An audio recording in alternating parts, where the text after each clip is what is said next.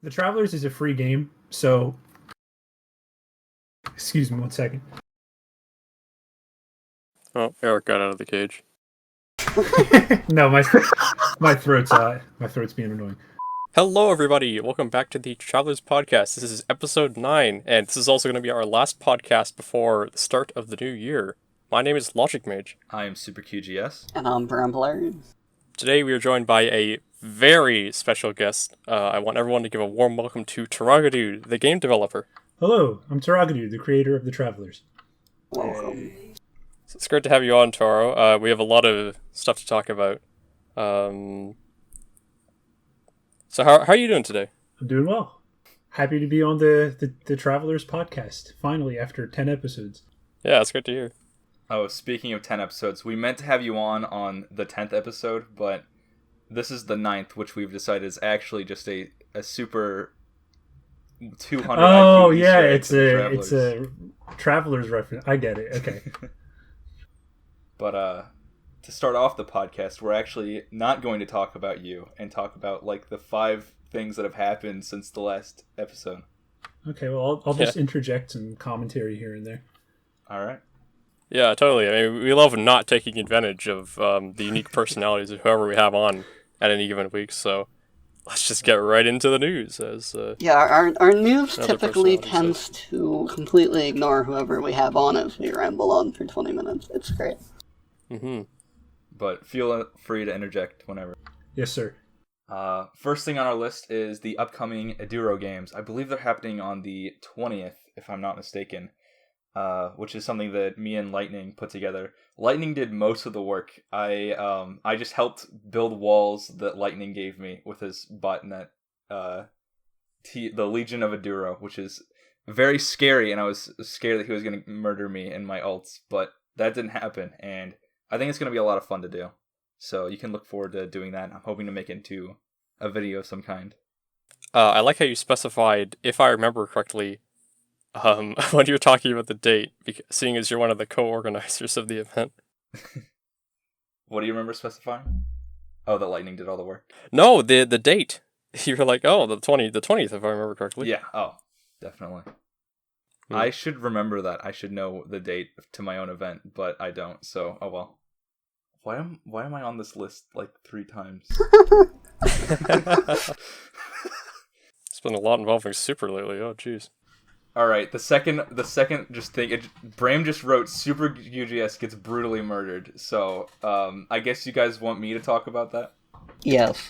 So, Rex, my wonderful significant other, just stabbed me with an axe when I was just innocently sitting there, and it was the saddest day of my life. But I'm already on the way back to my stuff. I'm going to try to help her turn that into another Travelers video. That should be pretty cool. I want to mention that I saw this live, and it was really hype. It was great. It's the hypest thing to happen in the community for me.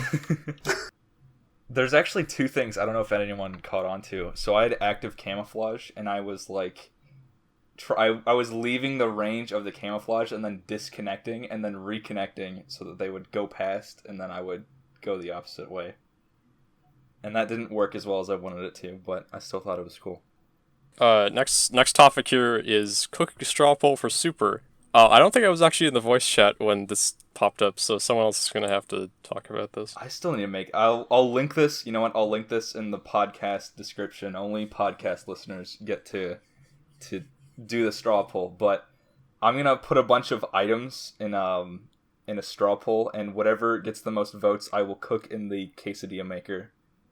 And it's probably going to break the quesadilla maker, or maybe my house. But It's specifically in the quesadilla maker? I thought you were just going to cook something in general. Oh, I guess I'll do that. Might as well. But I guess certain things will be specified. Vote for bubblegum. But how do you cook bubblegum? I don't know, but it'll destroy the quesadilla maker. I'm gonna get one of those feel two free things to vote bubblegum. Next up on the list, we have the fact that the clue was updated, I think, twice since we last did the podcast. We're so bad at solving puzzles. Yeah, I'm gonna make it gradually easier until like it's literally spelling out the coordinates in English in the middle of the clue. What was it? Was it Clue 3 that was updated before this point? Because I remember there being another one that Yeah, was, it was the one right before the one altered. you're on right now that I had to Right. fix. I remember thinking, oh man, that's a big deal, man. Like he had to change his own puzzle in order to accommodate us. And now it seems to be happening every few weeks now. So it's slowly becoming the norm. Yeah, well, the thing is, there's times when like you guys make a judgment based on what's in the puzzle. That's like a fair judgment, and then you stick to it, and then you keep going by that judgment and using it to support other judgments, and it just leads you so far off the trail that I figure that the clue should be indicating the correct trail properly, and if you're going in the wrong direction, then you should be able to assume it's the wrong direction because the clue doesn't support it in other ways. So, since it doesn't accurately do that at times, I go through and decide to update those things that it can imply otherwise to fix it, if that makes sense. Yeah, I get that. So, like, if it implies a path to solving the clue that's incorrect, then I'll update it to get rid of that other path and direct you more towards the proper path to solving the clue. Well, thank you, because we need all the help we can get. Yeah, I don't see it as making it easier. I see it as just making it less obscure. That makes sense. And and to add insult to injury, we have apparently solved the clue already, but are unaware of it. So Oh, yeah. something to spite us. Yeah, it's pretty funny.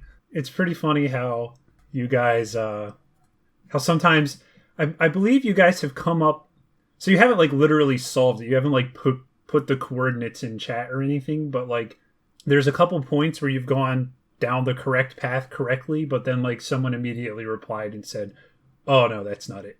And then just you guys just forgot about it. And then, it's gone to time because you guys do that all the time. At this point, we just need to like list out, just go scroll through puzzle spoilers and make a diagram of every single thing we've thought up, especially ones that have been shot down. This is going to torture us, right? We're going to... Oh, gosh. Yeah, I screenshotted it for posterity. I can't wait to send it to chat when you guys solve it. So I can be like, look how long ago someone figured it out. And then one message later, someone said, that's not it, but it was it the whole time. It's gonna be somewhat unexpected, like I don't know, like Ducky. He's gonna solve the clue. Toro's gonna make a Travelers video calling us the clowns. So I'm calling it. Mm. Oh man, that clown video, the one where you called me a clown and I had to come out and say, "Yo, pay attention." It was a good video, though. I also gave funny. us Stronger Clown. I mean, what do you, what would we do without that classic image? Yeah, I love that one. Speaking of Toroga Clown, we should talk about the Toroga Clown we have here himself. Who? Great segue. That was a top tier segue. That would be you, Mr. Big Man Toro. Oh, me. Okay. Yeah. Bram, thank you for volunteering for bringing up the first bullet point. Alright, thank you. Alright. Glad to do it. Obviously, you're a game developer now, and I don't know how many people from the Travelers know, but you used to, one, do YouTube, and you also made games in the past. Do you want to talk about either of those? Well, I'm sure you want me to talk about them. I absolutely do. Well, I've always wanted to make games. That was sort of my passion from the very beginning. Just like every modern kid, I loved playing games as a kid. And when I grew up, I really wanted to know how to make them. So I started learning Blender over time and then started making stuff in 3D. That's what I ended up going to college for, was computer animation. But there's no jobs for computer animation unless you live in like Florida or California or like a couple other places. So I don't live in any of those places. I live in somewhere that's relatively lowly populated. So I basically had no chance at a job, but I had happens to get a big YouTube channel. So I did that for a while. Wasn't the biggest fan of it, but it paid the bills. So I was able to do that until I got a real job as a programmer. So I decided to learn how to program in order to support myself because, like I said, computer animation wasn't cutting it. But I found that in learning programming, I actually really enjoyed programming far more than I ever thought I would before. And it's also enabled me to make games way more than ever before too. So I ended up going on to make I went on to make a game called Mafia Manager, which was my first real game as a programmer. Which it's not really like a full or original game. It's sort of like a multiplayer website that manages a game of Mafia for you, or Town of Salem for the younger people who know what that is. So like you can play it in a group of people without having to use cards or a moderator. So after that, that's when I was like, okay, I want to really make like my own first original game as a programmer. And now that I'm capable of doing this, and I ended up developing The Travelers, and here we are today. That's awesome. I remember this was a while ago, but you made that one snake game on, I think it was a torogadude.com. Or... Yeah, I did. I forgot about that. I guess you could say that's more of a first game than Mafia Manager. Yeah, when I was first practicing, I probably had like 3 months of experience as a programmer at that point. But I made a little website that you could play Snake on, and it would upload scores to a database, and then display everyone's high scores. That was a good time. I remember I actually was able to break the game and have a bunch of pellets spawn and just get the high score. That was a lot of fun. Yeah. It was not cheat-proof for sure. You could submit whatever scores you wanted as the high score. Is that something that inspired you to make the Travelers like super cheat-proof and all server-side? Well, no. I was inspired to make the Travelers super cheat-proof because of my background in 2B2T. I'm very familiar with cheats and how people come up with cheats. And I did a lot of that myself back then. So now and going forward, one of my big concerns with creating multiplayer games is preventing cheating. Like building the game from the bottom up about preventing cheating to provide the best possible experience for people. And I think if more multiplayer games did that, if they were built around the fact that people would try to cheat, rather than building the game and then like hiring some cheap anti-cheat service that doesn't really work that well in order to prevent cheating in the game, then the cheating problem in multiplayer games in general would be a lot less prevalent. I mean, people are going to cheat no matter what, but I think it would be less prevalent if people put more serious design philosophy into it, if you know what I'm trying to say. Yeah, that makes a lot of sense. So that's why I made the Travelers that way. From the very beginning, the very core of the engine that runs the Travelers was designed to prevent what I would describe as cheating for the game, which is just like moving quickly or viewing events and locations and stuff like the puzzle without actually solving it, stuff like that. You mentioned 2B, and obviously I think that game is probably, even still, it's probably what you're most well known for online, that and your presence on YouTube. How do you think that game, directly or indirectly, sort of inspired both the story and some of the mechanics you see in this game, which is The Travelers? Well, I always thought of 2B2T as an MMO, and I've always wanted to make an MMO. From the very beginning, even when I was young, I wanted to make MMOs in like a different way than like the classic quest-based MMO.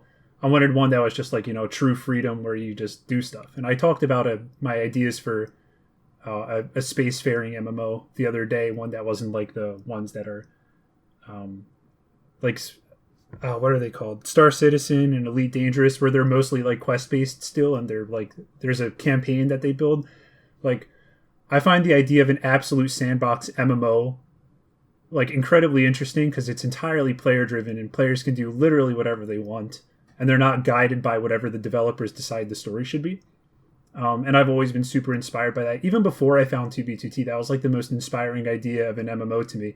So finding 2B2T and playing it for all that time was very gratifying. But to reiterate, I think of 2B2T as an MMO because it really is. Everyone's playing online at once at the same time. Everyone's in the same world, and people affect each other through time. Like, you can build a base and then it'll rot for 10 years and some other person will come along and make a home in it. Affecting people like that is incredibly interesting as a game mechanic.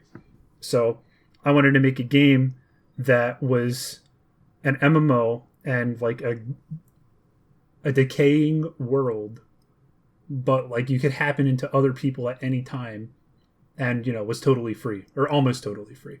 So a lot of 2B2T's MMO ideas inspired what the Travelers became. I guess besides 2B2T, what are some other inspirations for the Travelers? Well, text-based adventures as well, which is also the core of the game. A Dark Room is one of my favorite games that I've ever played. The story in it is incredible, and it's just a text-based adventure game. It's the first one that I ever played. I've only played a handful of them, and I've never played the really old classic ones. But A Dark Room is an amazing game, and I played it back in high school, I think, in 2015. It was 99 cents on sale on the Apple App Store on Halloween. And I was like, this sounds really interesting. I've never seen a game that read like a book before. So I downloaded it and I got it, and it was such a good time. It was such a fun, well-made game. And then there's a moment in the game where you unlock a map that you can walk around, but it's still text-based. And I thought that was the coolest, most it was inspiring to me for sure, because it was so cool. It's a tiny bit of a spoiler, but you should definitely play it. It's a great game. If you like the Travelers, you should definitely play A Dark Room. But that's one of the big inspirations, and that's also so the Travelers doesn't have any lowercase letters in it in sentences. That's an homage to A Dark Room because it works really well in that game. There's capital letters technically, but not in sentences. Yeah, I've played A Dark Room. It was really good, and I could see lots of different parallels to it. I think there's an item called energy cells, which is ammunition, but there's items like that in the Travelers too. Yeah, A Dark Room's a Dusty Path map, very much inspired. It's basically that is the basis of how the map in the Travelers works. Even down to the commas represent grass and the periods represent sand, the T's represent trees. That's all straight out of A Dark Room. I thought that was brilliant how they did that.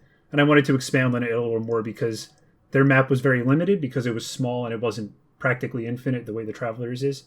But I wanted to expand on it and do more with it and create an infinite procedurally generated world that you could just keep traveling along, keep finding new things, which, it becomes limited over time. It's not the most timeless game in the world, but it serves its purpose.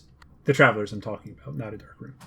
So we actually, next up, we want to talk a little bit more about sort of the community that's formed around the game. And so first of all, we talked a bit about how you've transitioned from sort of your very early stuff with your Blender games over to YouTube, now to the Travelers, now even over to Puppet Master, which is to some extent sort of beyond the reach of this podcast, but I digress.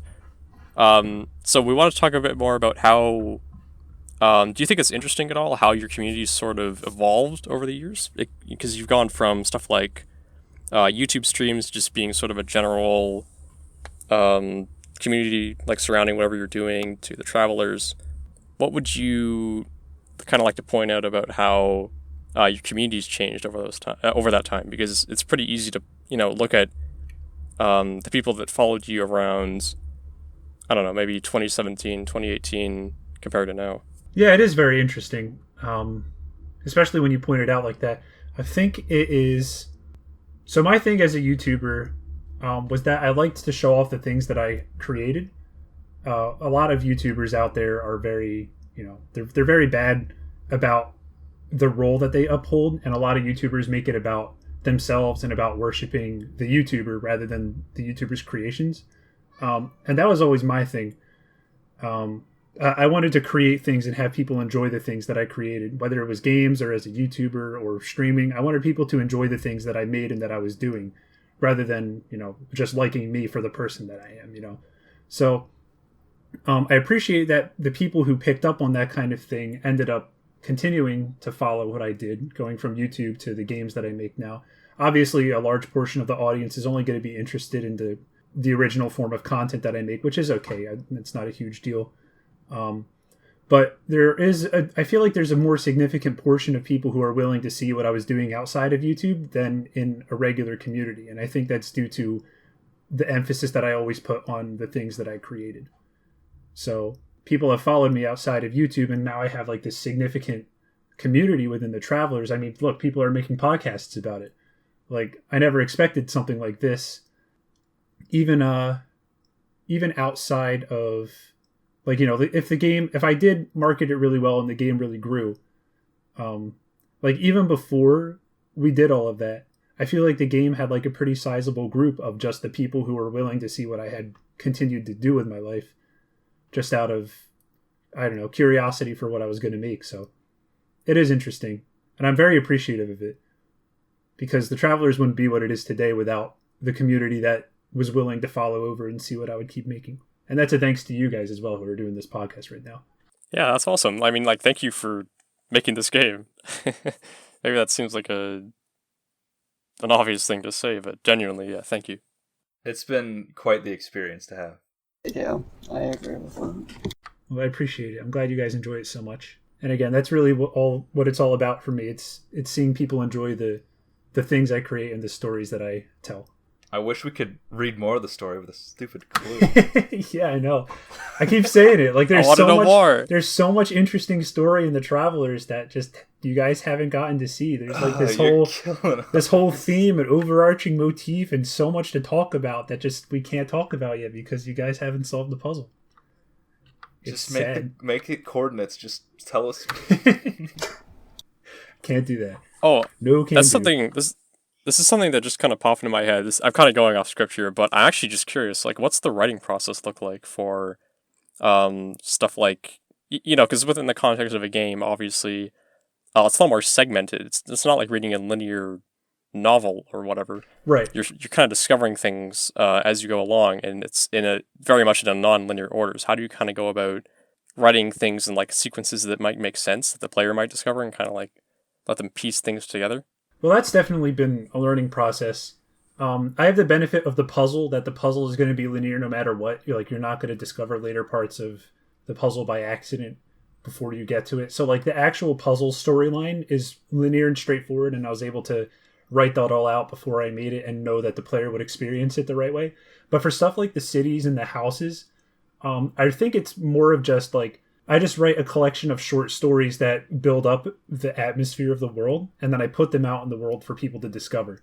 So it's not really building a story because it's not linear, but it still builds an image in the player's mind as they discover more and more things. Like regardless of the order of the events that they discover, they're still going to be discovering things and building an image of the world that's gradually going to reach the full idea of the Traveler's atmosphere over time. So that is an interesting question. And the Travelers, I think, is easier than other games, more open games, maybe like a Metroidvania, like Puppet Master, like I'm working on. But it can be hard, but I don't think it was in the Travelers, because the Travelers is so linear despite its openness. So I think that something like the Travelers is probably a lot harder to build an atmosphere for compared to something like Puppet Master, because it's so much less visually oriented. You kind of have to build all of that atmosphere around your writing, and you have to make sure that that's, in tip-top shape. Yeah. Well, writing in order to build that. Writing on its own is definitely a challenge, and I have the benefit of having written for many, many years now. I've always... Because the core of who I am as a creator is to tell stories. Like whether it's through games or through books or through music or any of the things that I do, I just want to tell a story and have people go, whoa, that's a good story, So my big thing is that I want to tell good stories. So even as a kid, like I was writing things even when I was like 8 years old and 9 years old. I was taking like sheets of loose leaf paper and writing these dumb little stories on them. There's even a reference in my book that Bram finished reading the other day, the Scenario Project. There's even a reference to one of those old characters that I wrote as a kid in that book. That's just like a little thing for me. But I've been writing and telling stories basically my whole life. That's just the thing that I like to do. So I have the benefit of having written for many, many years now. Even when I first started that book 8 years ago, like I had already been writing for a while up until that point. So I can make something that was like decent. Like it could tell this, it wasn't a good writing style, but it could tell the story.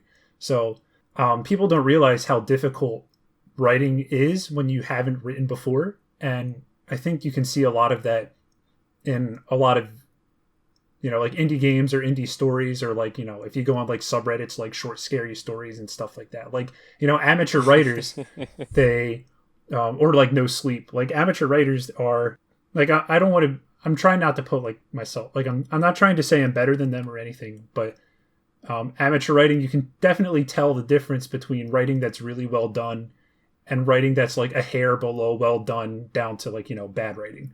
And it's very hard. And I had to be fully appreciative of the fact that it's difficult coming into the Travelers, because the entire story, like you said, the whole atmosphere is built around my writing.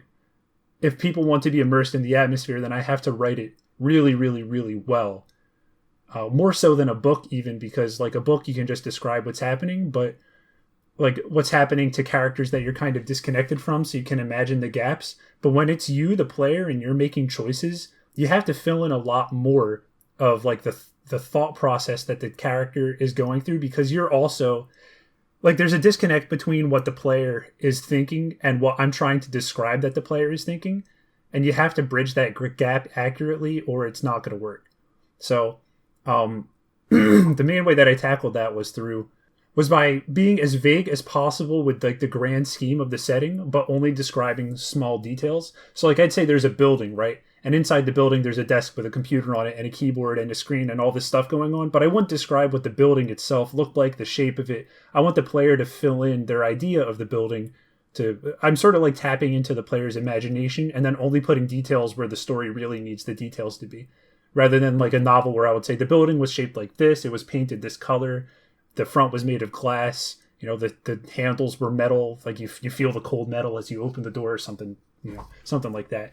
So it's definitely a interesting and difficult process, but I felt like I was fully prepared to tackle it, having written for many years now. Yeah, and after reading the Scenario Project, I can definitely see like how different your writing is for a book versus Travelers. They're both good, but they are very different. Yeah, definitely. Kind of getting back on topic with the community. we got We pretty have off so there. many But no, that was a good side- discussion. Thank you, Toro. We're a mess. It's okay.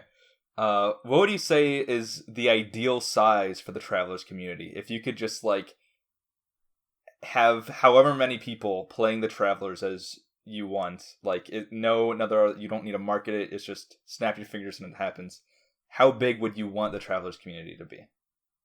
I want to mention briefly that this is something we kind of talked about before.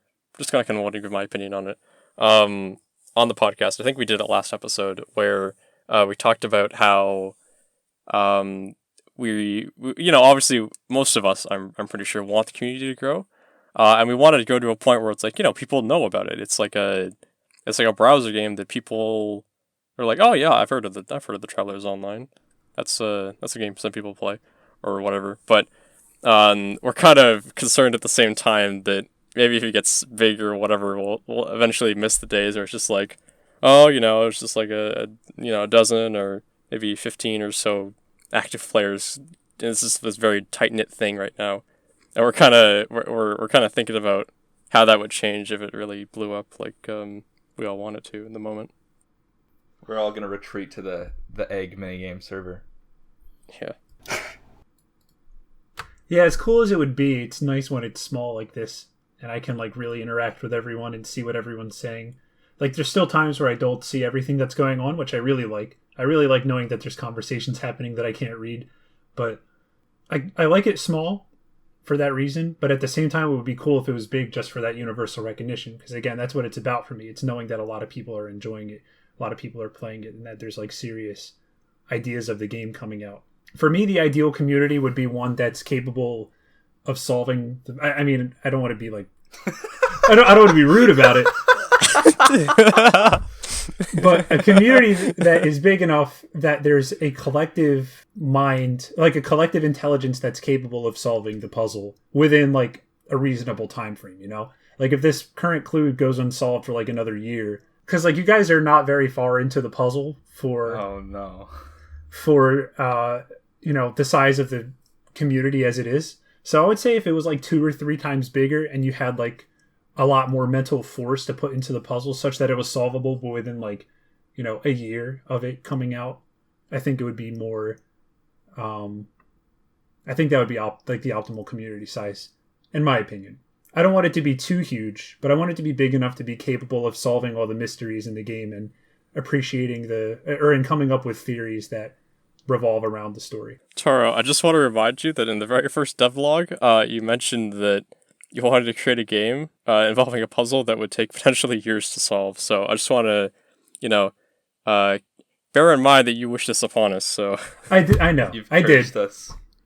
I did, and that's okay. I still stand by that opinion, but I would also still like for the community to be big enough that they're capable of solving it in a shorter amount of time. Because I think, unless it's something like Not Prawn, which is just obscenely hard, there's definitely a direct correlation between how quickly the puzzle will be solved and how many people are in the community.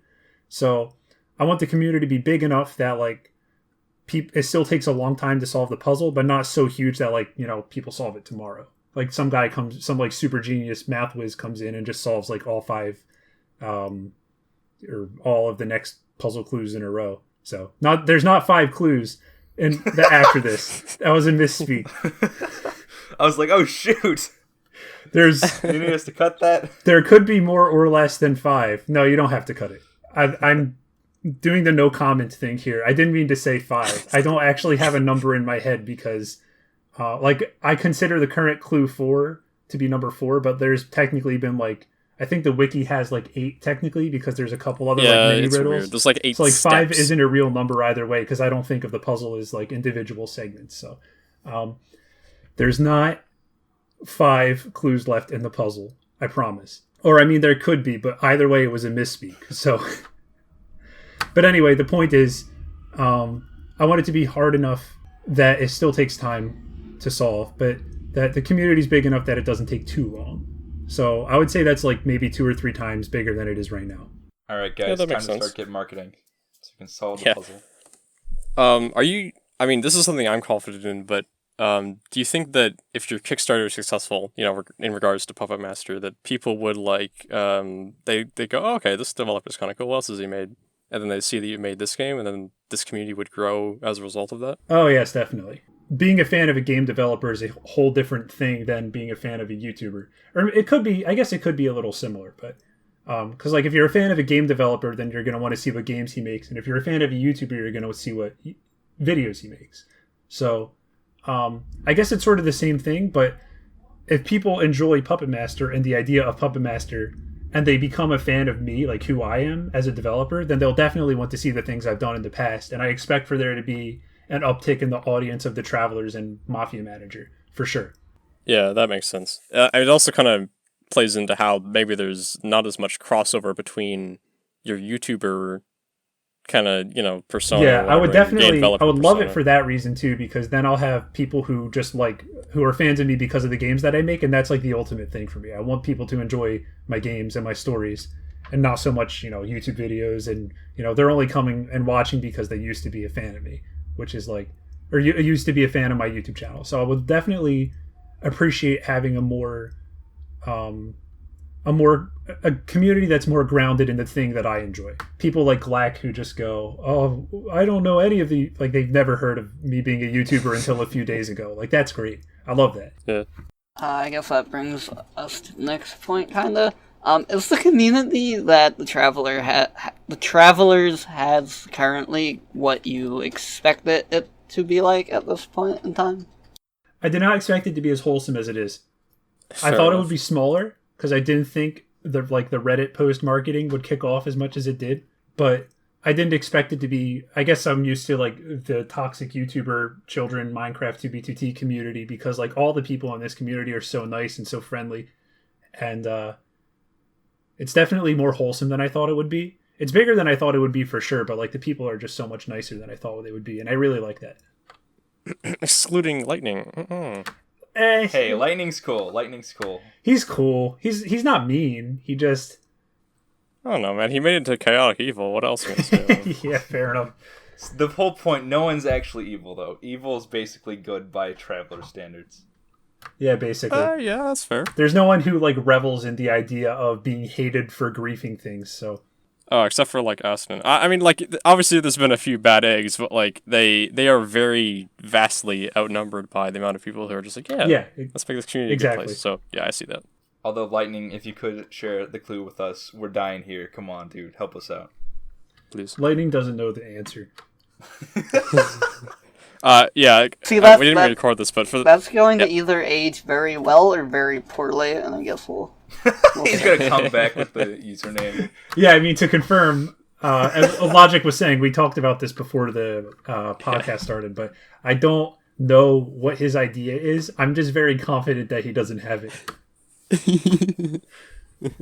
Well, speaking of Lightning WB, this is probably the most controversial question in any podcast, but we wanted to ask you what's your position on bots versus normal players and just botting in general in the community. I consider botting to be cheating, frankly. But the Travelers is a free game, and I can't ban people without people just making new accounts and then cheating without telling me. So it's really mostly in favor of what I want for the game to happen by just letting people cheat and just making the game as tight against cheating as possible. So I'm okay with bots existing because, again, I can't do anything about it. If there were a way for me to program the game such that people couldn't, auto dig for holes or stuff like that, then I would make it not be that way so that everyone could have the genuine vanilla experience. But that's never going to happen. So I'm okay with it. I've come to terms with it. But in the future, if the Travelers were a paid game, then I don't know if I'd ban people for. That's a hard question because the Travelers isn't a paid game. I don't think the Travelers is capable of being a paid game. There's not enough there. It's not a big enough game for it. So maybe $1, I don't know, for a membership. But even that seems like it's asking a lot, right? For such a niche premise, I guess. Yeah, exactly. So I don't know what I'm trying to say. I don't think the comparison directly applies because the game just isn't capable of being a paid game. But if I were to make another game, such as the Spacefaring MMO that I was talking about, if I were to make a game that was paid and that was big, and that I truly thought the vanilla experience was satisfactory and that you didn't need bots for, then I would ban people for using cheats, because your other people are paying for the experience and bots interfere with that.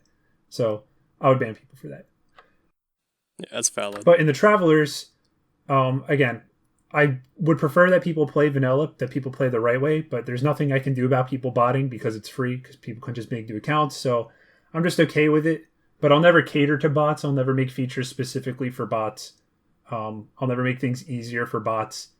Bots can just do whatever they want, and I can't do anything about it. So that's just how it is. You should make the Travelers cost 200 rope. 200 rope a month. Yeah, or you get banned. It's like in Animal Crossing, you have to pay off your debt before you can do anything. Yeah, right.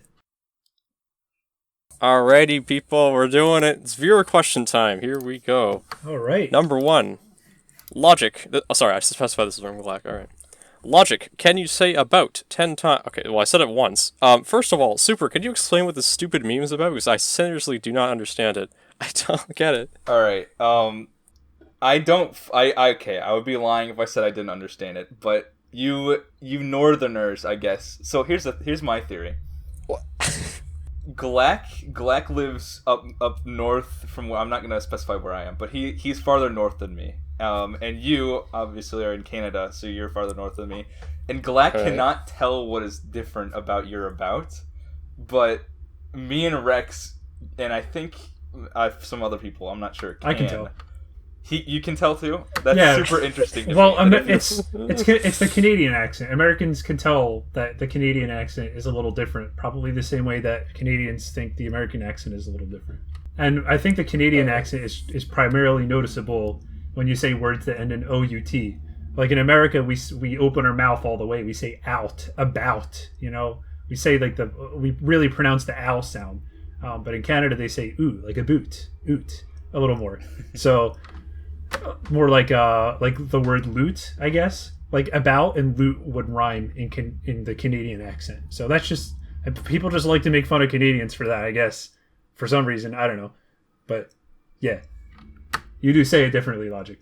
Logic, can you say I'm about to loot this place?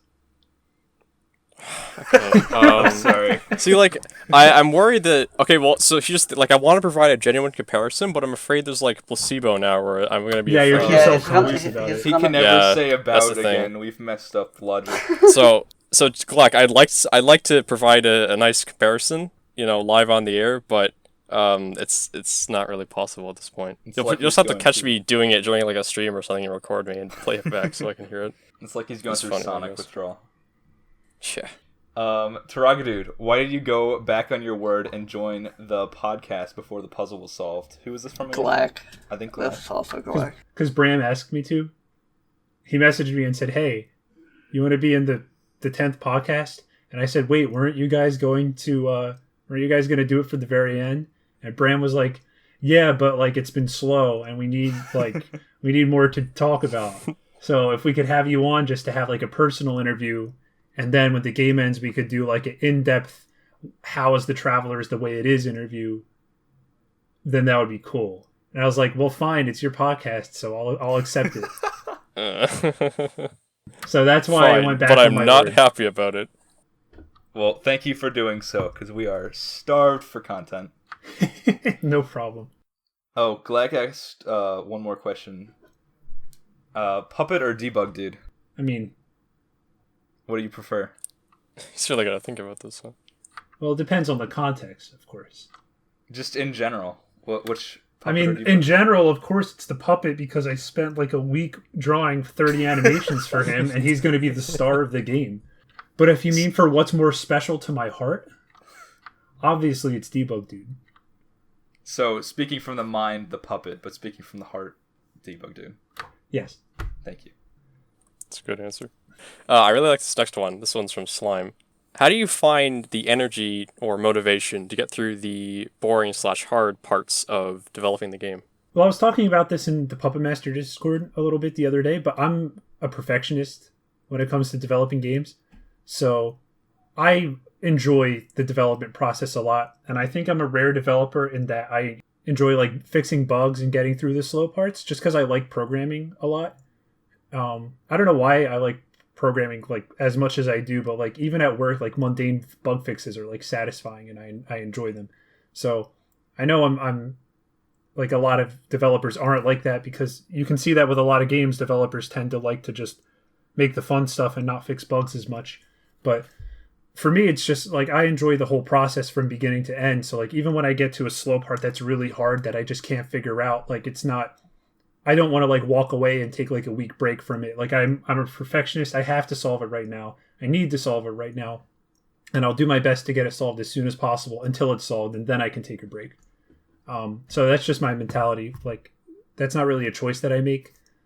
Not like an active, like I'm going to do this for the sake of the game. It's just how my mind works, I guess. I just enjoy working on it. So when there's a part that's slow, it doesn't feel like it would be slow to other people, I don't think.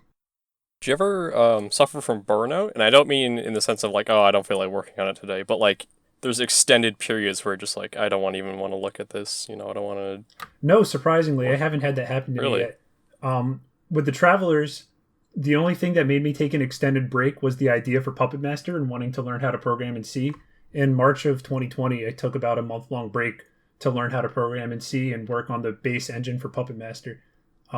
But even then, that wasn't like a burnout thing. I was just like, I was so excited about this other idea that I wanted to tinker with it before getting into the Travelers. Because I'd hit like a natural break in the Travelers. Like I said, I don't take breaks in the middle of development. I wait for something to be over before I take a break. So I had just put out like 0.10.2 or something. So I took a month-long break to learn how to program C for Puppet Master before coming back to Travelers. But even then, that was just like a break that I chose to make for something else that wasn't burnout. I haven't experienced any kind of burnout yet. So maybe I will, because the Travelers was a 9-month-long project and Puppet Master is going to be multiple years. So maybe I will, but as of yet, I haven't experienced burnout in any of my projects yet. So again, I think that's a unique thing and just like my mindset for development, just because I'm a perfectionist. So That's crazy, dude. I wish I had that level of motivation. yeah, the motivation can be bad sometimes. On the other hand, because like sometimes I'll find myself like working on something and then it's like 2:30 in the morning and I have work at like 6 a.m. the next day, and I'm like, how did this happen? I'm just sitting here typing away, enjoying what I do, working on my game, and then it's like 2:30 in the morning. So there's times when it can be bad for sure. Sometimes I'm late to places I need to go because I lose track of time, and then like I've just been sitting there working on the game for a while. So there's downsides, but I think that upsides outweigh them. considering like I said, I enjoy fixing bugs, and I haven't seen myself get burned out yet. So That's a super awesome trait to have, especially for being a game developer. yeah, I think I'm lucky in that regard for sure. Because again, I haven't really heard of other people, or well, there's a couple people I've heard of, like big name developers. Like I think Jonathan Blow is like that.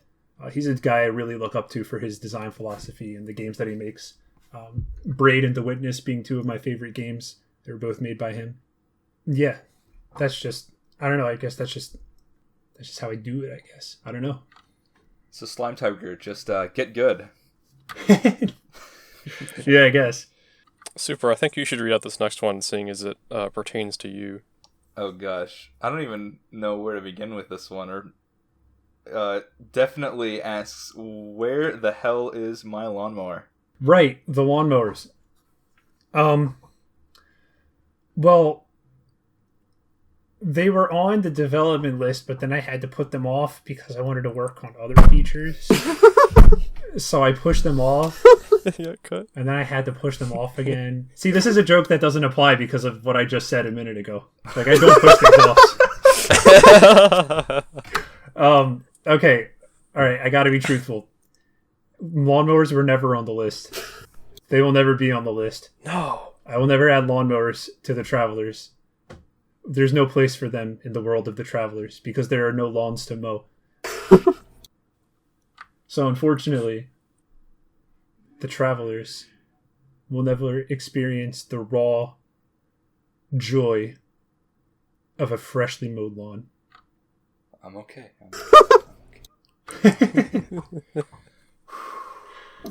Now, not to be that guy, but you've promised lawnmowers on conditional agreements on occasion before. There was but I had the my mower fingers tragedy. Oh, really? Oh, guess I'm not donating $40 now. Yeah, I got lucky. I got lucky in the one fight that I didn't have to say, oh, but my fingers were crossed, so I'm not adding lawnmowers.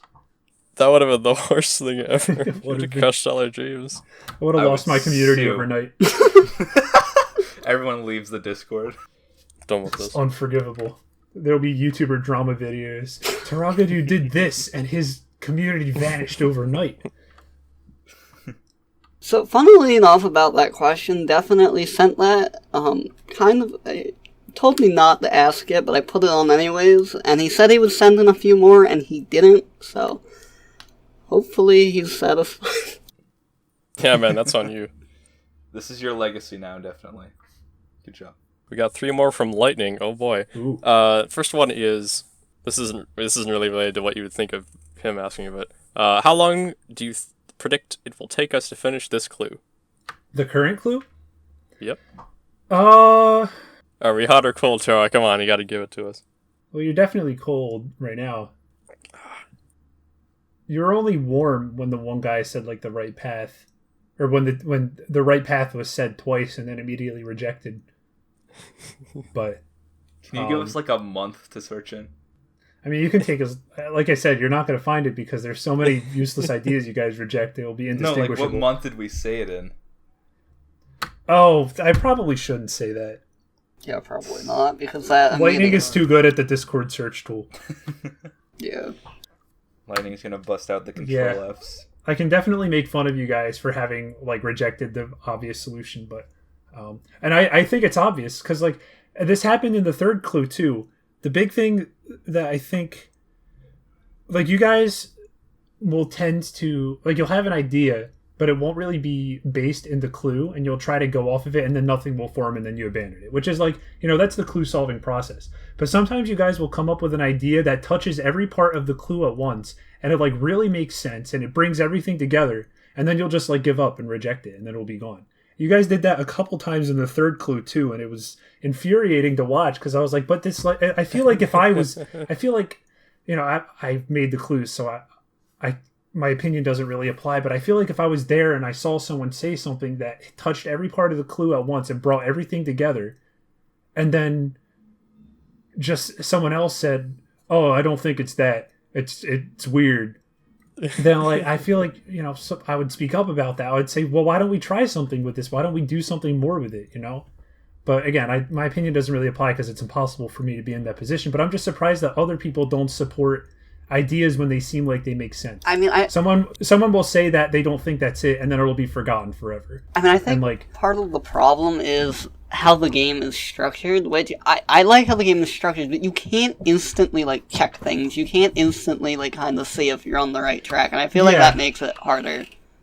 It does, right? Because people are less willing to commit to ideas, which is totally okay. I did want that to be that way, but it's the fact that people will commit to like Lightning does, where he'll brute force every coordinate like between x and x comma x cubed. Like he'll brute force all those coordinates and see if it works. But then, like, you know, where did he get that from? Why is he doing that? Like there was a cube mentioned like twice in the clue, but that idea doesn't touch anything else in the clue. So why are we doing that in the first place? And then there will be another idea that touches every section properly, and everything is brought together.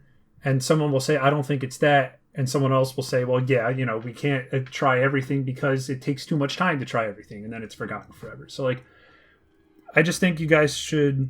I think my biggest word of advice would be to try to connect everything more. And if you have an idea that connects all the parts of the clue, then go for it. Try to test it and see what you can do with it. Because I feel like the solution is obvious, because the only solution is the one that touches every part of the clue at once. Little rant there, because I said that a bunch in the Puzzle Spoilers channel in the Discord, but it really, I think, needs to be said. No, that's really good advice. So anyway, the real conclusion to that is give us more word riddles, because those we can solve in about 5 seconds. Yeah, the word riddles are fun to make, for sure. I know they're easy, but they're fun. Oh, it was so fun. The one about the tree and the forest, that was great. That was the best clue you had so far. Yeah, I can't deny the instant gratification of an easy riddle is definitely satisfying.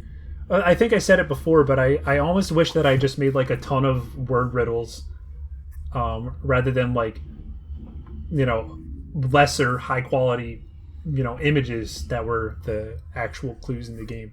So like I kind of wish it was just a really, really, really long scavenger hunt across the world with riddles that took a few days to solve.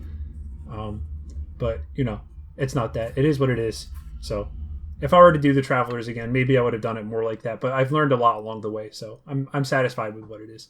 That's what I was initially expecting the puzzle to be when I first played it, seeing as the monument was like, okay, first you go east. And then, you know, seeing as that's all we had to base that off of, I was just assuming that, like, oh, it's going to be a bunch of word riddles. Or yeah, so, and that was the thing. Like I said, riddles are easy to solve. Like, I almost wish I made a bunch of... Sometimes I wish I made, like, a bunch of really easy riddles and just made a giant, like, you know, like a connect the dots puzzle. But on the other hand, I also really like the idea of a clue that's, like, obvious that everyone can look at but isn't immediately solvable. You know, like the Cicada 3100 puzzles or the Not Prawn puzzles or basically any other, like, important major internet puzzle that's been out there. They all have the same trait of, like, an image that you look at, but just no one can solve it. Like, everyone puts their heads together and just they're incapable of figuring it out. And, like, I didn't want it to be literally incapable, but I want the solution to be obvious when people come to it and people to say, oh, that's a good puzzle, that's a good clue. I really like what this was doing and the story that continues to be told through this clue.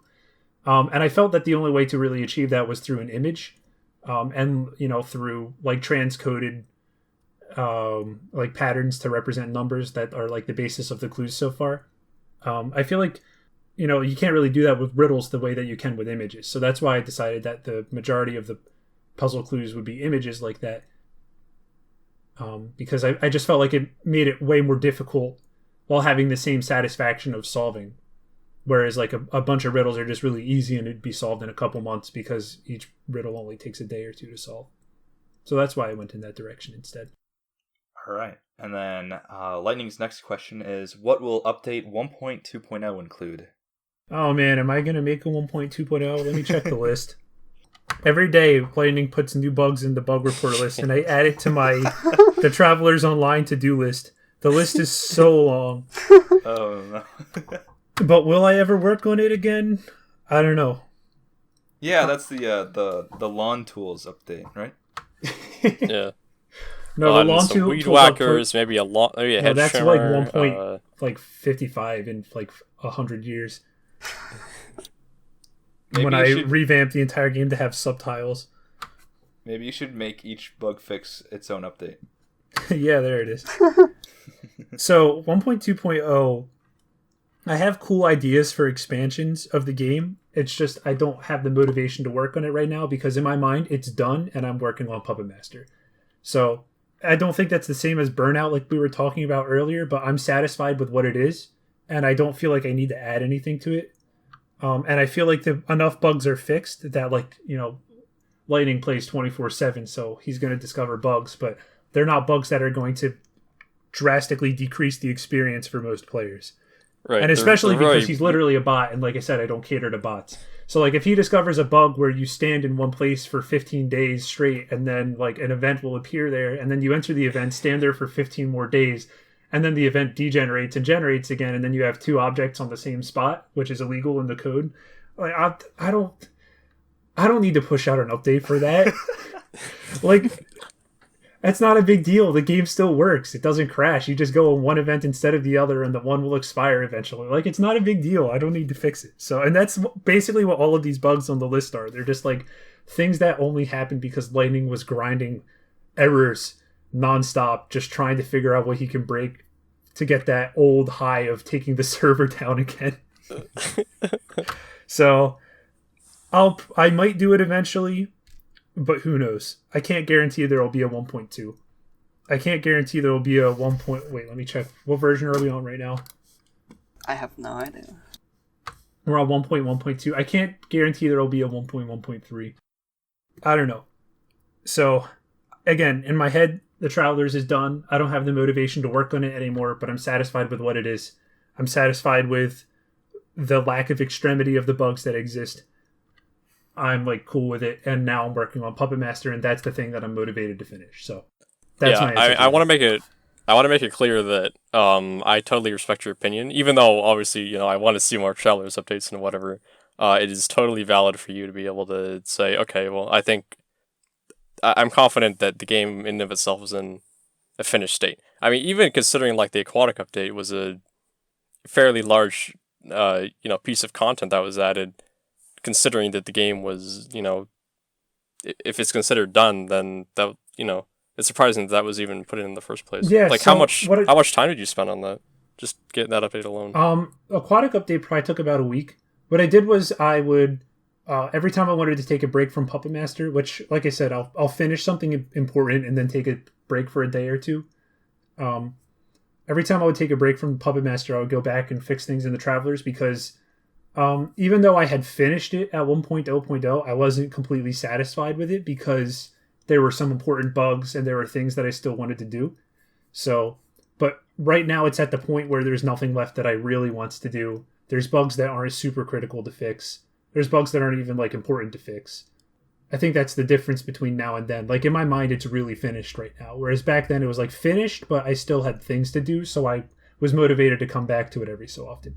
Right now, I have no motivation to go back to it because as far as I'm concerned, it's totally done. It's perfect, or as perfect as it will reasonably get and should be.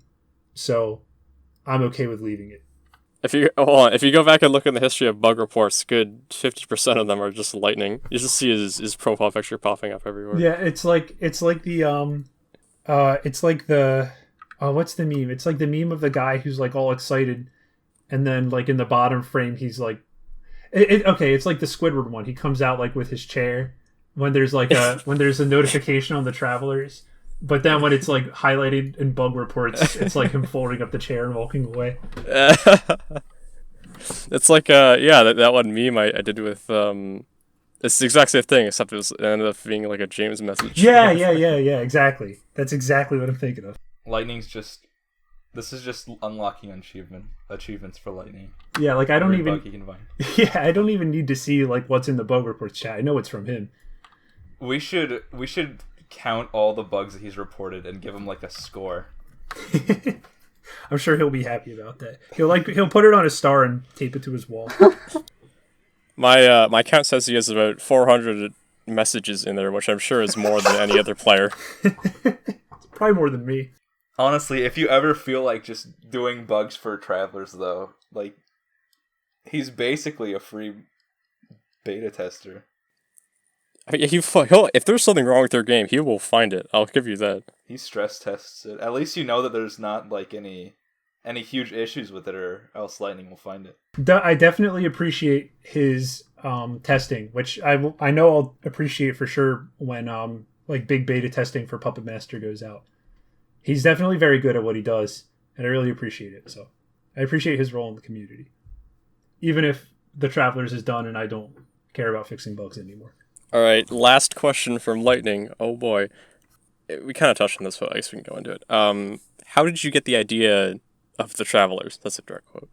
So I don't know if he means like in terms of the what the inspirations were, or like what the story. I don't know. Well, it basically went like this. I had finished Mafia Manager, and I was satisfied with it. And I decided that I wanted to make a real original multiplayer game. I talked about this earlier too. And my thought process was, I want to make a web game, but it can't really have graphics or anything. And I really like text-based adventures, and I know I'm a competent writer, so I'll make a text-based adventure game. But I've always wanted to make an MMO too, and again, I want to make a multiplayer game. So, and that those two separate ideas sort of came together under, how can I make an MMO that's possible for a lot of people to play, but that's not like super heavy on server power, so I can keep it running for pretty cheap. So after that, I came to the idea of, okay, let's take it all the way back to 1 TPS. You can only do, actually it was 5 seconds originally. The original idea was you can only do something every 5 seconds. Oh, wow. Yeah, it was really bad before. So I was like, you can only do something every 5 seconds, right? So it's a big world that's based in text and it's being described to you, and the world updates every 5 seconds. I feel like 5 seconds is plenty of time for the computer to run through a set of calculations and send it out to everyone, which at the time, by the way, I didn't realize how obscenely fast computers are. Like, even with 45 people online, the computer can calculate everything that needs to happen in that tick in less than a single millisecond. So, like, I didn't know how fast computers were until starting to program Puppet Master and just writing, tens of thousands of lines of instructions, and the computer's still calculating it in less than 1/240th of a second. So at the time I was like, oh yeah, 5 whole seconds. That's totally enough time to calculate like what everyone online is going to want to do, even if there's thousands of players, which in reality, a millisecond is enough to calculate thousands of players online if you have like a good enough server. But think about it, like basically any multiplayer game is running 1/60th of a tick, like 60 ticks per second for millions of people online, right? So like servers are totally capable of that kind of thing. But at the time I was like, I don't want to spend any money on a server. I'm spending like $4 a month on Mafia Manager and on the other website I was running at the time. So I was like, if I want to put another website on this, it needs to be really, really cheap to run computationally. So I was like, once every 5 seconds should be enough. And it's text-based, so I don't have to do any graphics. I just describe everything. And it's an MMO, so people can meet each other and see each other, and that'll be super cool. And that's basically how the idea started. I started toying with ideas for titles. Since the game was about traveling, I was like, oh, we could do like the Explorers or the Travelers, or I think the Strangers were the 3 titles I came up with. But I ended up I think I was on Explorers for a while. Before I settled with the Travelers, since the core of the game was traveling, and less so like I knew at the beginning that I wouldn't be able to make exploration quite so big of a factor as I would like, because I was only one person and I can only write so many short stories on my own. So I went with the Travelers instead of the Explorers. How different of a world it would be if it was called the Explorers instead of the Travelers, though. But yeah, that's basically the core idea of the game, and how that started. And so I basically had all the ideas from there in front of me, like items and supplies and locations to loot. And I just had to decide what world I wanted to do and what the objective would be. So I went with the post-apocalyptic, the classic, the wasteland's falling apart. Again, sort of an homage to A Dark Room, because it works really well in text. And also why you can't interact with people. Like you're only interacting with the remnants of people and other actual players. So that was an easy setting to go with. And then I was also inspired by stuff like Notpron and Cicada, like I was talking about earlier, and I decided that would be the best direction for the game. If I made a single puzzle that took a long time for people to solve in an interconnected world that was built around not being able to speed hack So it really took you a lot of time to get between one clue and another clue. So it felt like, it made the clues artificially more difficult by you having to like really invest in your idea for a clue, like to solve a clue, while also making the world actually feel big and take time to go places, which was really important to me in the beginning. So, and that's basically, I thought of all of that in about a day or two together, and then I pitched it to my girlfriend. She said, that sounds like a really cool idea. I outlined the entire story to her from beginning to end, outlined my idea for the puzzle from beginning to end, and she thought it was great. So I went through with it, and here we are. Started development on September 6th, 2019. A few days after I came up with the idea, I think in August, and then it took me a week to finish brainstorming everything, and then I started actually programming on September 6th. That's awesome. Cool. So that's the story. I think the Travelers is a much more unique name, too, compared to the Explorers. Definitely. I think so too. Definitely. Part of me kind of is interested in, I don't know if this would make it any different at all, so I don't know why I'm saying interested, but I kind of like the Strangers. I gotta be honest, I think that's a cool also name. a cool name. Yeah, when I was deciding against the Explorers, I liked the idea of the Strangers because it also implied, it did what a Dark Room did, because a Dark Room called you a Wanderer for the entire game. And I don't want to spoil that game because I just recommended everyone to go play it. But it called you a Wanderer for the entire game. And I thought that kind of effect would be cool in the Travelers too. So that's why I was kind of into the idea of the Strangers.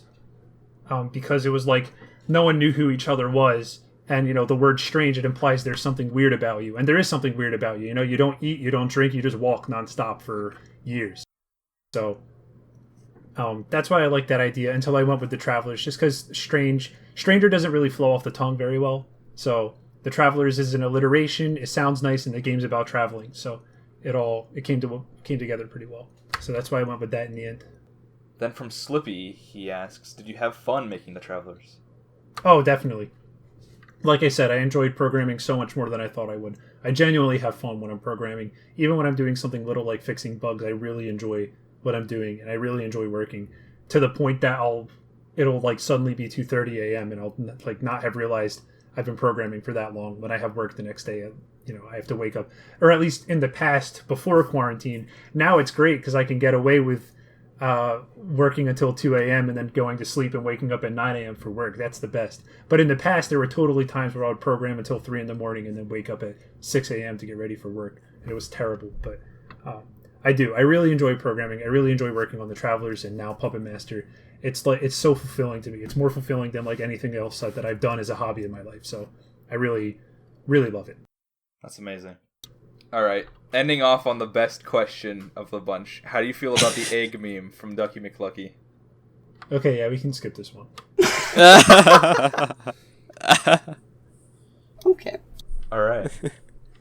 That originated with him? I didn't even know where it came from. No. Everyone Did changed it? their names to No. Egg, and I was just like, okay, I guess we're all eggs now. Yeah, it's funny, right? Because it's like coordinated, right? Yeah, exactly. Like it's random, It's LOL. Random. Yeah, random is funny, right? Yeah, no, that's not how it originated at all. It was from the Egg Wars live stream. Yeah, I did an Egg Wars live stream, and I made the server, Yeah.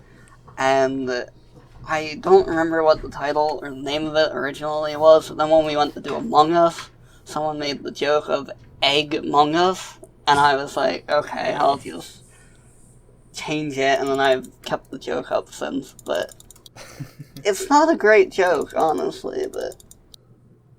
Now we're stuck Did you, with yeah. Did you watch the Egg Wars live stream, Taro? That was a weird stream. No, I didn't. That's one of the few community events that I missed.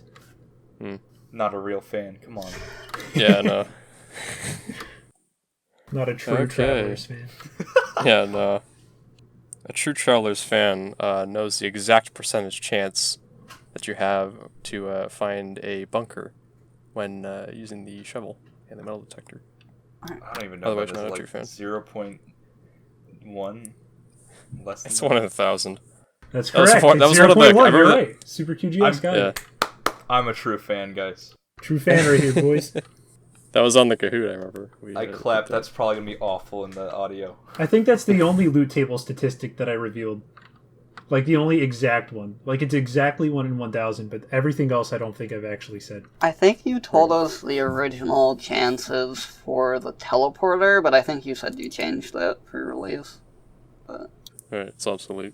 I don't remember it, but I probably did change it if I said it. Can you make the high-range teleporter more common? Because I cannot find one, and it really They bothers are me. obscenely rare. I was very Holy lucky cow. to actually find Yeah, one. that's the idea. Yeah. See, and that's the problem with bots, too, because, like, it's obscenely rare, right? But it's not really obscenely rare when you have a bot running 24/7. They're going to find it no matter what at some point. So then bots get an unfair advantage, and that's why I think of it as cheating. It's like... Because, like, I want it to be obscenely rare for the average player so that it's less of a...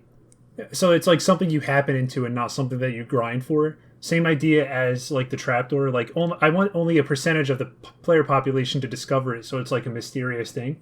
But instead, you have bots that just dig nonstop until they find it, and then they stop digging. And it's like, okay, well, they're going to find it eventually, you know? And then it's just... It loses the effect, I think. That's kind of... Again, I think that's why I think of it as cheating. It's kind of boring to me, so... Right. I was about to bring up the trapdoor because the grand prize for the Aduro games is going to be a shotgun. Yeah. I was like, oh, cool, a shotgun. But then I remember, well, it's probably just found by a bot or something. It's not like a unique item Yeah, at I this mean, point the anymore only... because people can Like, just a grind bot for can it. get a shotgun by just making a new account and then, you know, botting digging until it, you know, happens to roll the 1 in 1,000 chance. Like, they're not exactly rare. Yeah. Or they're not exactly difficult. They just take a decent amount of effort, like a couple days maybe, and then you have a shovel free. So, like, it's... Like, dude, it's I remember in pre-release when PFG found the trapdoor, and then I got in there and I got a shotgun. I was like the first player that ever got that item. I was like, dang, that's awesome. And then, you know, I was like the only person to have this super rare item because it's just... Yeah, exactly. That like, was the it's way the cool. game was designed, like stuff like that. But now that, you know, that just can't happen anymore because of Yeah, how exactly. bots work. I would say it's still pretty rare. I mean, it's not circulating outside of Lightning for the most part. Yeah, Other than definitely. things like the Aduro games where you're just giving away one. For now, anyway. Yeah, it's still rare, but it's not like this holy crap item where, like, you know, one guy happened to do it and now he's known for having it, right?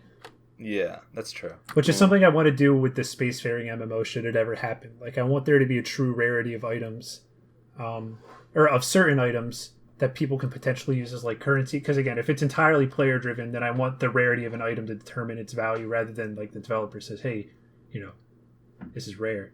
You guys should... Or, like, you know, like an objective that's, like, you have to complete. Like, you have to happen into it or something like that. I think that kind of thing is really interesting. And like Logic said, it's like a moment, you know. It's like it's a feeling that you get. Like, I'm the guy that has this. And it's a feeling that the collective player base has because as a community, you're now like, someone has this. One person has this. And we can all join together in this moment of, like, this is like a cool, rare feeling that doesn't really happen. So, like, I want to capture that feeling more often because it never happens. So, Sort of adding on to that, I also am really intrigued by the idea of, like, this player-driven culture where you have sort of this half meme, half truth where people are, like, paying rope to do things because now rope is very valuable as it allows you to create walls. yeah, exactly. It's hard I to really grind love for, that, so. actually. I really, really love that happened. I like that, again, with the spacefaring MMO, I would love for a currency to come to exist because the players decided that that's the most useful thing to have as a currency. Like, the players created their own economy and then said, this is the currency. And that's like the coolest thing to me. So I actually really like that idea, like not having a traditional currency in, like, within the confines of the game. Like, there's no coin system or whatever, Yeah, but exactly. you can barter for things with items you gain. So yeah, this is kind of and cool. through bartering, it eventually will, what's the word? Not extrapolate. It's like it'll bring itself upward into a point. Abstract. That's it. It'll abstract itself into a currency, that's, like, easy to manage. Like, you can just put a number to it and then that's what you pay for it because it can be exchanged for another number of things. So when you abstract from bartering into currency, you know, as a player base, that's, like, the coolest thing to me. And something I'm really glad happened in the Travelers. I was really hoping something like that would happen. And I'm glad that the tools were there for people to do it. It's really interesting to me, too, because I remember Logic, I think you were the one that predicted that charged cores were going to be the currency of the Travelers. I did. because it's like the rare. It's just a really hard item to make. They're more like But then a it's just gold. something like rope, which no Yeah. one would have thought about. Right. Like, in retrospect, that doesn't really make sense because a new player has obviously no access to something like a charged core, but rope is just something you can pick up at random, but in very small quantities. So it kind of Yeah. makes sense that... There needs to be a Yeah. good combination of rarity and non-rarity, and rope achieves that. It needs to be rare in the short term, but common in the long term. You know, like charged cores are rare both in the short term and the long term. But like not dirt, like wood and scrap are like common in both the short term and the long term. Whereas rope is rare in the short term and common in the long term, and that makes it stand as a currency. I kind of hate this comparison, but if you look back at like 2B2T and stuff like the golden apples, Yeah, I know that people like to trade those a lot. since those have been duped, they achieve the same thing. They're rare in the short term, Right. but now they're everywhere. They over the long term, they become incredibly common because of dupes, and they become a currency. Also, wait, what question did this... Was this all spawned off of Ducky's question? Yes. Yes, it was. Then we got into talking about the trapdoors, now the shotgun. Oh and my gosh. player Oh, good driven job, currency. Ducky! Look at you Yeah. contributing Hats off to to the Exactly. That's conversation. awesome, Ducky. Thank you. None of this would have happened if it weren't for you, Ducky. Thank you, Snowy McBlowy, as he is seasonally called. I love how he changes. He was Turkey McLurky and That's so pure. He does So really pure. good. He does really good names. he's gonna be Lovey McDovey for February. Oh, Yeah. he better. Anyway, going on to our next category. Alrighty. which is development. Logic, you want to lead us Oh off? boy. Oh, it's been an hour and a half. We're still Uh, going. yeah, All right. This is close- this is we're the close to longest the end. we have ever recorded. Close. The world record Podcast. podcast. Yeah. But it's been worth it. I really like what we've talked about so far. Okay. So for development, we're not sure how many... This is kind of getting into more technical aspects. I don't know how many people are interested in this, so we decided that we're going to kind of go through it, relatively briefly, but Sure. yeah, let's see what we can talk about. First of all, future updates for the Travelers. I don't know, we kind of already talked about this. I don't know if we can just kind of skim over it, but yeah, we talked about how you've kind of considered it finished, quote unquote, at this point. Where it's like you're leaving it in a position where, like, yeah, I could have a big update down the line that adds in like new content. I don't know, whatever you want to have featured, but yeah, it's kind of like the aquatic update where it's like, it could be a nice bonus, but it's not something that's going to be game changing. Yeah, basically. At least in the short term. I don't know. Like I'm satisfied Yeah. with what it is. It's an if of whether I come back to the game, not a when. So Mm-hmm. Do you think that there's a possibility you could do more content drops like the aquatic update in the future? I mean, it's possible, but for the foreseeable future, I'm working on Puppet Master exclusively. So I'm motivated to work on that. And while I'm so motivated, I don't really want to do Travelers because I think of it as done. I don't feel a need to go back to it. So We actually have two topics, but I think it'd be better to merge them here. Number one is, if you could go back and change any part of the Travelers, what would it be? And kind of adding on to that, if there were no, and I mean like absolutely no technical limitations that were sort of restricting in terms of what kind of vision you want to bring about, what would you change? Okay, so I think I can answer both of those questions at once. I would definitely make the TPS to 0.1 instead of 1 and make the world 10 times as big. I think that the game being as slow as it is still like a major limitation and a major draw of it. You can still achieve the effect of the Travelers with 10 TPS and just making the world 10 times as big. I can't go back and do that now. There's too much built into the game, but I wish I did that at the very beginning. I wish I knew how fast computers were in the beginning, like I was talking about earlier, because I could totally have achieved that even on like a crappy shared hosting server. I could have achieved 10 TPS in like a basic text-based adventure game, So I wish I did that from the very beginning. I feel like the game would be a lot more gripping and interesting, and I feel like and that's how I was going to answer the second question too, is that the combat would be a lot more interesting, because what I could have done was, if you actually can move around that fast, then I can make like a chat window that shows the speech of anyone who's on the screen with you, rather than like you walk on them and it opens an interaction window. And then fighting can be a thing that happens on the map rather than you pop it up and it's like a process that's officially declared by the server. That's the thing that I would want to change most, and that if there were no limitations, I'd like to do better. For no limitations, I'd also like to do an infinite world. I think it would be much more interesting if it was just completely infinite and things were, and like you could just keep walking and walking and walking. Like, you know, it was recorded as a, for the technical people, if the coordinates were recorded as a long instead of an integer, which I think goes up to like, it's like 65 quintillion or something like that is the maximum number of a long. So like, It's long, as is implied. yeah, exactly. It's a very long number. So an infinite world with 10 TPS, with, like I said, a chat window that with like interactions are not official. There's no like built-in system for interactions, but rather you battle like you would in a 2D game, like you point at each other and you press buttons or something like that. You know, if it went off of that idea rather than what it is now, I feel like it would have been much better for player interaction. I think player interaction is the main draw of the game, like the main downside. It's not very good. It's very official, so to speak. The server manages it very carefully, and it does a lot of finicky things to keep it running properly, rather than a more loose thing like the one that I just described. So I kind of wish that's how I did it. But again, it's fine. I'm happy with it how it is. It's not a big deal. I'll probably never remake the game, so it's okay.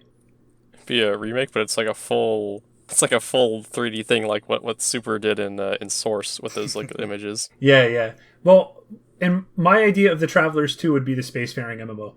Like, if I were to reattempt to make the Travelers, but like without the puzzle, then it would be the space MMO.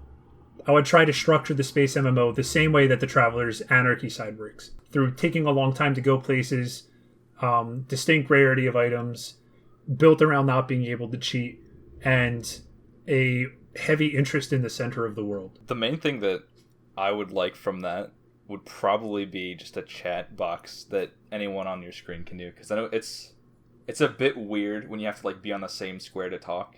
Because like, and people can just run away too. Like the interactions, like you have to pop up an interaction and then attack someone. Like it's a very flawed system. You have to pop up the interaction window and then attack someone. But like people can leave on the same moment that you try to pop up the interaction window, and it's just like, it's not a great system.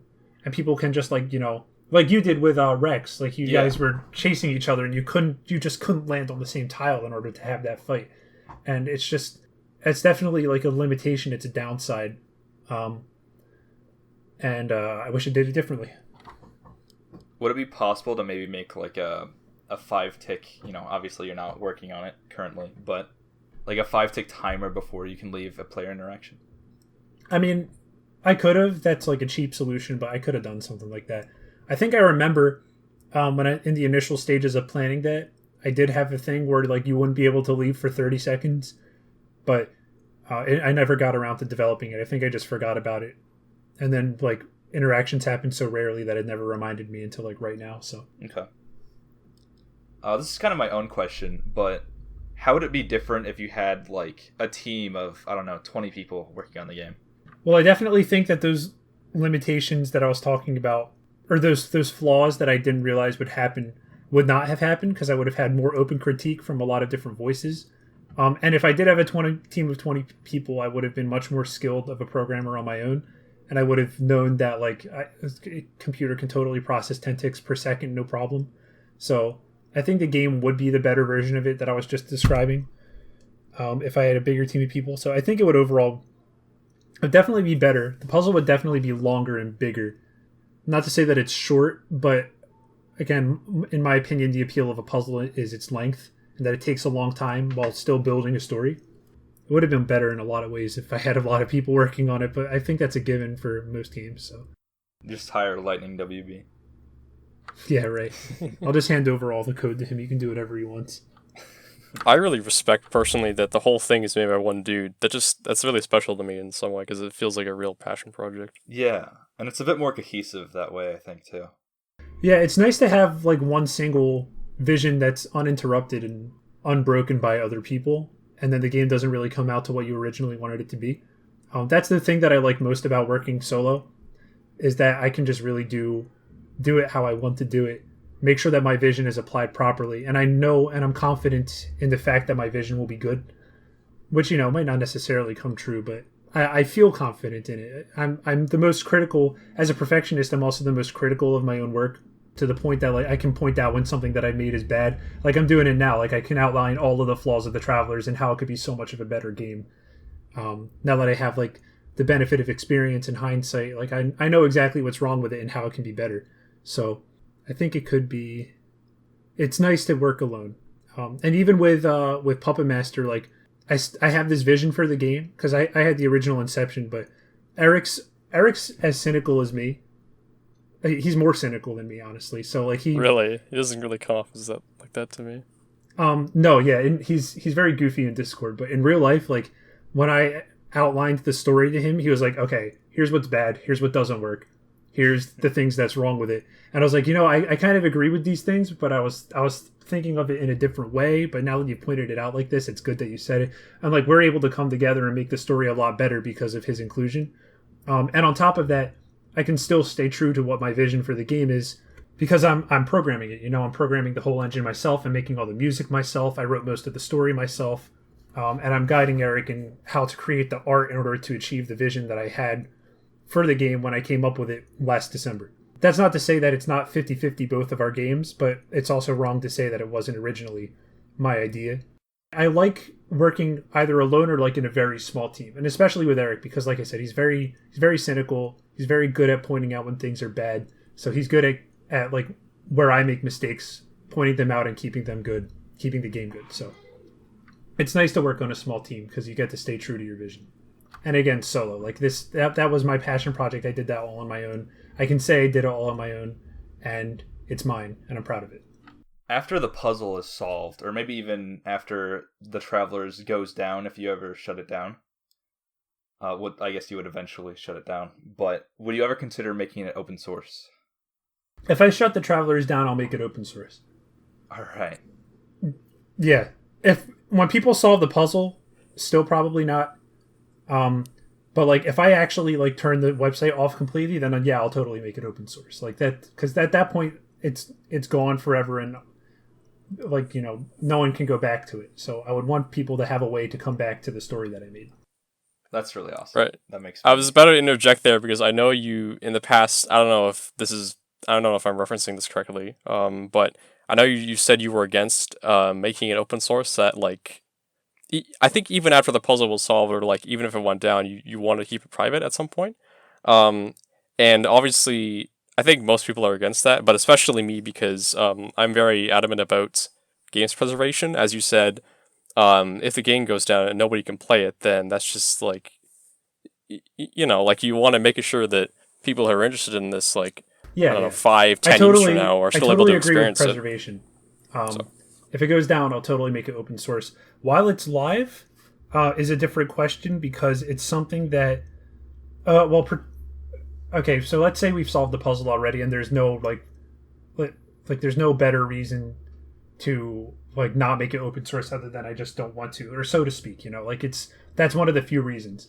I still wouldn't make it open source because I don't like, especially for a multiplayer game, I don't like the fact that, like, people can go through the code and find tiny exploits to break the game. But on the other hand, that's a good thing of open source, because then people can put a pull request on GitHub and get it fixed immediately. So, like, that's not really a good argument. I think I just like the feeling of the code being mine and it being my thing. It's sort of like having, like, the Word document for a book, or, like, the original file that I make my music on. Like, I wouldn't release any of that stuff because it's my thing. That, like, I used it to create a product that I gave away to everyone. And that's what I want everyone to have. I don't really want people to see. I don't want people to have complete access to the back end so much, because maybe it's like a magician thing for me. Like, I don't want to give away the thing that makes it. I want people to have what I made. I want people to enjoy the story, but not have, like, a something to go dig through and find all the little things that I did to make it come to be. Well, those things are fun to show off sometimes, and, like, I do like to live stream coding sometimes, but, like, giving away the full source code just feels... I just feel like I shouldn't do it. So I wouldn't do that unless there is a real reason, such as the website going down and there's no way for people to experience it anymore. No, that makes a lot of sense, and I really respect that. Anyone else want to ask anything before our last point here? Yeah, I mean, I really want to make the most of Toro being here because we are under oath to not have him return until we have solved the puzzle. Yep. You only get a few more words out of me, make him count. Oh, man. Darn. Is there anything you would like to say, torogadude? I wish you guys were smarter. I wish that too. Man. Ouch. I'm just kidding. You guys are surprisingly good at the puzzle so far, but this is admittedly a very difficult clue. Again, I didn't think it would be this hard. I think I said already, I thought this would be the easiest clue out of all of them, but I didn't realize the extent to which complexity in a clue can make it. Complexity in terms of like how many moving parts there are can make it harder. Like I thought it was like, oh, they'd see this one thing and then the next thing and the next thing and they get the coordinates and it'd be easy. But like the fact that there's so many moving parts is what makes it so difficult to solve. And I just didn't realize that's how it would be. So the other clues didn't have as many moving parts as this one, so they were a little easier. And so it might end up being the hardest one because the later clues, at least a few of the later clues, don't have as many moving parts as this one. So maybe those will end up easier than I thought they would be in the end. I'm really curious to see how it'll turn out. But you guys definitely aren't not smart because these clues are very hard. So I'm happy with how far you've come. I'm happy with how long it's taking to solve so far. And yeah, you're not dumb. Thank you, Toro. I appreciate that. Nice. You're welcome. I feel like you're going to take it back after I say this next part. Probably, if you have to say that. Lawnmowers, dude. What can we do to make them happen? What'll it take? Okay. Oh. You better not be crossing your fingers. Yeah, I was crossing my fingers. Knew it. They're not happening, dude. Give up. But come on, you gotta pay homage to the most long-standing beloved Travelers meme. That makes no sense at all, but it exists. I could. But I won't. Well, I mean, I guess we gotta push for the next best thing then, which is a lawnmower and Puppet Master, right? Yeah. And just remember, Toro, that if you don't put it in Puppet Master, we will keep asking, and we will continue requesting a lawnmower in all of your future projects. The relief it's going to be when we're going to stop asking about lawnmowers. Think about that. Here's what's going to happen. Puppet Master is going to come out, and you guys are going to slowly unlock the entire map like in Hollow Knight, and you're going to like slowly zoom out as you unlock more and more map, and you're going to finally discover that it's the shape of the lawnmower the whole time. Yes. No, I had my fingers crossed. No. There's got to be a super secret somewhere. Maybe. We'll see. We'll see. I'm going to phone up Eric. I'm going to get him to do it. Yeah, get Eric to draw a lawnmower and I'll put it in somewhere. Yeah. It's going to be like that. Those like really obscure secrets in like Hollow Knight and stuff where they have the backers. Like except instead of the backers. You can only discover by literally like either developer tells you or you broke the game in some way to find the secret. Yeah. Like not one that you can reasonably find by like walking in a wrong direction or like intentionally trying to hit things to see if something will do something else, What's funny is I think I actually DM'd Eric and he ignored me. Get your Travelers memes out of my DMs. I'm a Puppet Master dev. That's what he thinks. He probably had no idea what I was talking about. Will the Travelers be ported to Dreamcast? That's my my final words on here. Unfortunately, it will not be. Dang, man. But if Dreamcast has OpenGL, I can port Puppet Master to it. I did some research. There's a lot of technical information on some websites that I can't really understand at the moment, but from what I understand, yes, OpenGL does work in some capacity, like modern OpenGL to some capacity on Dreamcast games. That's crazy. And like there are still modern Dreamcast games coming out in 2020 and stuff. All right, well, you know what? I'll put it as a Kickstarter goal. If we hit $1 million, I was about to say put it as like a stretch goal, please. No, okay, not $1 million. Come on, you gotta be realistic. I gotta play this on my Dreamcast. No. We'll port it to Dreamcast. It's like those. It's like those. For my good friend Logic Mage. Oh my god! It's like those goals where it's like if you donate $10,000, you can fly out and meet Keiji Inafune personally in a nice fancy restaurant in Japan, but you have to pay for the flight and you have to pay for the dinner. Yeah, well, you're paying $10,000, so like it's not a big deal at that point. Well, I don't know about like $10,000 to meet me. That's kind of weird. No, I was not talking about. I don't mind not being able to meet you personally. What I'm No, talking about is I was commenting on getting a Dreamcast version. I know. I was commenting that aspect on that aspect of that. Oh, Kickstarter. yeah, I was yeah, like, that's yeah, kind of fair. like I don't know if I would do that. That sounds weird Yeah. to me. But I mean, more power to him. I guess he gets $10,000. So I mean, Well, I mean, to his credit, like people kind of idolize him, or I guess at least they did before that terrible. yeah, game like if came people out, anyway. idolized me to the point that like I could open a Kickstarter and get like $100,000 overnight, then like maybe I would do it because I would respect the fact that people respected me that much, which is still kind of weird. But like I guess I get it because I think of certain people in that way, because everyone has people they look up to. So, but as far as a stretch goal to get a lawnmower in Puppet Master, we'll see. And That's by gonna we'll see, kill I me. mean no. That's gonna kill me, but we're not gonna stop fighting. I know you're That's not. And I'm prepared to that's what say I'm no for the rest of my life. Until we're old men. And we don't even remember what the Travelers is, but we know what lawnmowers are. You know what, Toro? Despite our differences, I will keep the lawn over your grave. Nicely cut. Thank you, Super. It'll be a crisp lawn. That's the nicest count on thing that. you've ever said. Anytime, Toro.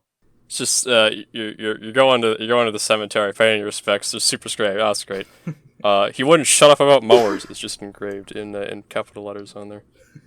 Killed by another mower request. Yeah. At some point, there's gonna be an apocalypse involving mowers, and it's gonna be our fault. We triggered a war involving thousands of mowers. Hey, It's a gonna be- mower is a nasty weapon. You don't want to be on the other side of a mower. Yeah. Society's just gonna revolve around mowers, right? already Everyone's gonna be does. comparing their own Open your mowers to eyes, other people. people. They're gonna be there's gonna be comparison videos where you talk about the benefits of electric mowers versus the clearly old and outdated gas versions. It's gonna be a mess, dude, and it's not gonna be your fault. It's gonna be Toro's fault for not having it. Anyway, We should probably wrap up. This is by far our longest time spent recording a podcast episode. We're nearing out about 2 hours. I don't know how long this is gonna be a cut, but just for reference. I think this was about the time we spent with Pepsi Boy, I think. But That was a long episode, but yeah, to be fair, we did have to cut a lot. That and like episode 3, I think, was a bit of a mess. But yeah, I don't remember. but thank you for coming, torogadude. Yeah, of course. I'll be on again eventually. In years. We hope so. yeah, Thank you for having me. No problem. it's good to have you on, man. Thank you. Yeah. Thank you all for watching the Travelers podcast. This has been a great experience. We will see you all in the new year, and have a wonderful Christmas. Thank you all. Peace out. See you. See you. Goodbye.